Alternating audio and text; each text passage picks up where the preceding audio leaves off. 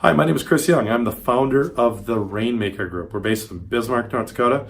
Hey, if you saw our last video, you would see that it was at the JW Marriott in sunny Scottsdale, Arizona, Desert Ridge to be precise. Beautiful. Somebody said, hey, Chris, that's so beautiful, looks like a green screen. It wasn't, it was the real deal. This is not a green screen either. This is Bismarck, North Dakota.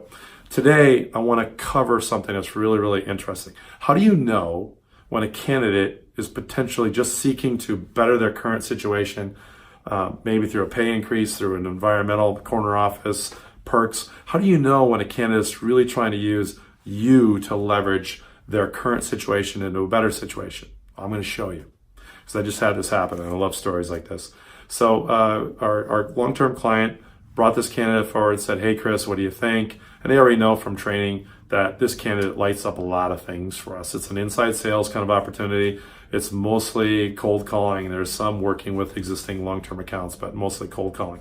So from a behavioral standpoint, natural behavioral style, lights are pretty good. Got the I over the D. There's a slight concern there, but lights are pretty good. Strong task orientation. This is a candidate who has a strong task orientation as well as people, and then they have a detail. So they run towards a problem. They hate losing more than they love winning. They work through relationships. They win through relationships, and they fast feedback loop. The C here, the C is at a 34. They fast feedback loop. I love this, what we call the ID or the DI with a C hook. Love that combination. But what I also really like about this candidate is this candidate has what we call a strong resourceful and a strong commanding. So in English, the candidate wants to make money, and they want to shape their own future. So probably very accountable to getting the results, and very, very action oriented. They run towards the problem, they learn from mistakes, and they take action. Love that kind of a candidate. They want to get paid what they're worth. Makes sense, right? The third dimension that we look at is it's a tool that helps us understand how does a candidate look at their outside world and their inside world. Now, I won't take you through too much. There's a lot of science here. I won't bore you with everything, but long story short, we can see on the external side, these first three, we can see how well a candidate understands their other people, their tasks, practical thinking, and their systems. So what does that mean in English? Do they understand it strategically? Do they understand people, tasks, and systems? Do they lean towards people? Do they leave money on the table, or do they keep themselves in an arm's length relationship? How do they feel about their current tasks? How do they feel about systems? Do they follow the rules? Do they follow the right rules? Do they bend the rules? And good salespeople know which ones they can bend. But more importantly, I want to cover the internals. That's what these are here. And the first one is sense of self. And the height of the bar is the clarity in that dimension. This candidate has a very strong understanding of themselves. It's not ego strength, it's understanding. The next one is role awareness. And the little red star, to be really clear, is the national mean. So this candidate's above the national mean. I'll come back to that. And then the last bar, the blue bar here, this is the clarity of their self-direction. So long story short, candidate understands themselves, candidate understands their future, candidate is fine with their current roles, work and home. Home's none of our business. But the work one is very interesting. I actually looked at their answers, and guess what I saw?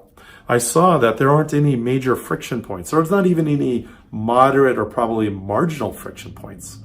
Maybe the only friction points are compensation and power. So think about that. Think about this. Is it possible a candidate would apply for a role with no real intentions of leaving their current employment? Happens all the time. This is a high potential candidate. Pretty good chance they're performing very, very well if their current employer is taking care of them. Lights look green there from the role awareness standpoint. So there's a very serious potential that this candidate might take my client's offer and try to leverage it into more favor, better compensation, better work environment, maybe even that corner office, maybe the company car. Who knows? It's their right to do so. But from my client's perspective, the big question I had for them is, did you approach the candidate or did they approach you? Very normal to see a role awareness. Is completely normal if you are metaphorically knocking on a door through LinkedIn and introducing a candidate who's not actively seeking a role, introduce them to a new career opportunity. So I want you to think about this.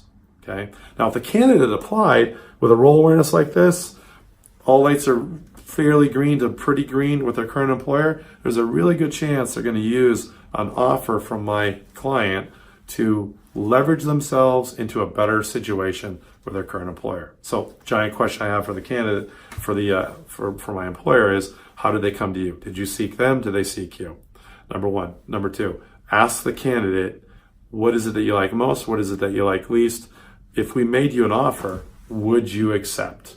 It's powerful tools like this that give our clients clarity about how to engage. First of all, are we dealing with somebody a candidate that we should be considering further? Number one. Number two, how do we engage them?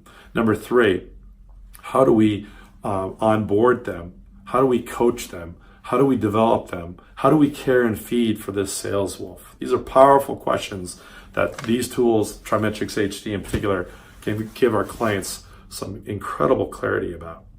So if you have not completed a sample assessment, you really ought to see what you're missing. Check us out on Facebook, check us out on LinkedIn, and as always, give us a call. We're here to help. Looking forward to it.